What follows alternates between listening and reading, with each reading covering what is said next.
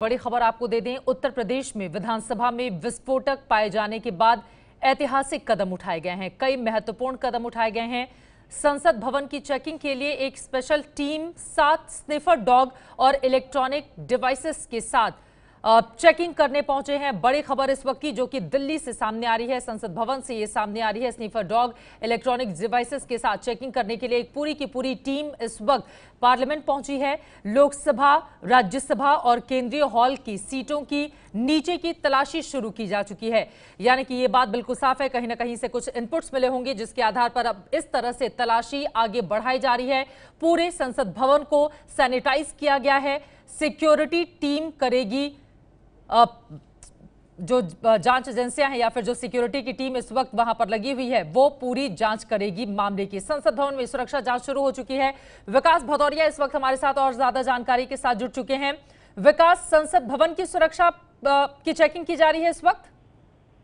जी देखिए, बिल्कुल इस वक्त एक विशेष टीम पहुंची है जिसमें 20 से 22 लोग हैं, 7 स्निफर डॉग हैं, मेटल डिटेक्टर हैं और तमाम वो इलेक्ट्रॉनिक डिवाइसेस और इक्विपमेंट हैं जो कि किसी विस्फोटक की जांच करने में सक्षम है।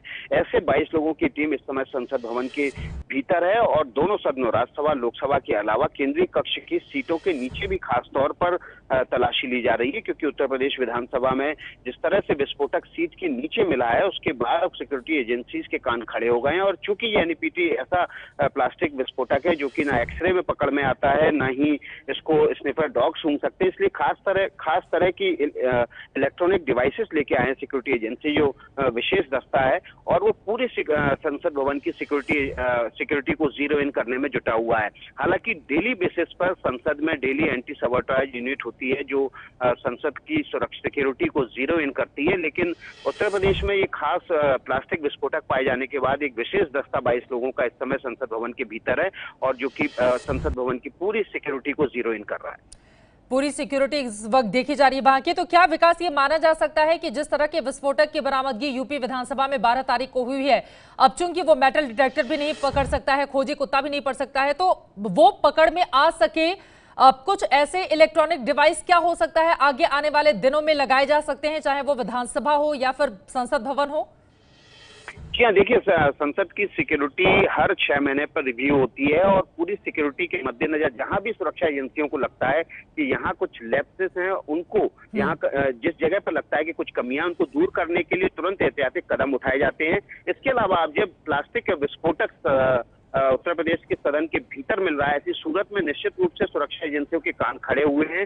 तुरंत ही उन्होंने तलाशी ली है और निश्चित रूप से जब भी संसद की सिक्योरिटी रिव्यू होगा तो इस बात का खास तौर पर ध्यान रखा जाएगा कि ऐसे विस्फोटक जो ना एक्सरे से पकड़े जा सके, ना कि और ना ही मेटल डिटेक्टर के दायरे में आते हो, तो ऐसे विस्फोटकों को रोकने के लिए किस तरह की डिवाइसेस लगाना जरूरी है। क्या उनको केवल मानवीय जांच के जरिए ही खोजा जा सकता है या फिर कोई इलेक्ट्रॉनिक इक्विपमेंट लगाकर भी उसकी पहचान की जा सकती है? तो निश्चित रूप से ये सिक्योरिटी एजेंसीज के और संसद की सुरक्षा की टीम की प्रीव्यू के दायरे में जरूर आएगा। शुक्रिया विकास, इस पूरी जानकारी के लिए। आप नजर बनाकर रखिए, आगे भी जानकारी आपसे हम लेते रहेंगे। स्पेशल टीम इस वक्त कर रही है संसद भवन की जांच। ये है एबीपी न्यूज, आपको रखे आगे।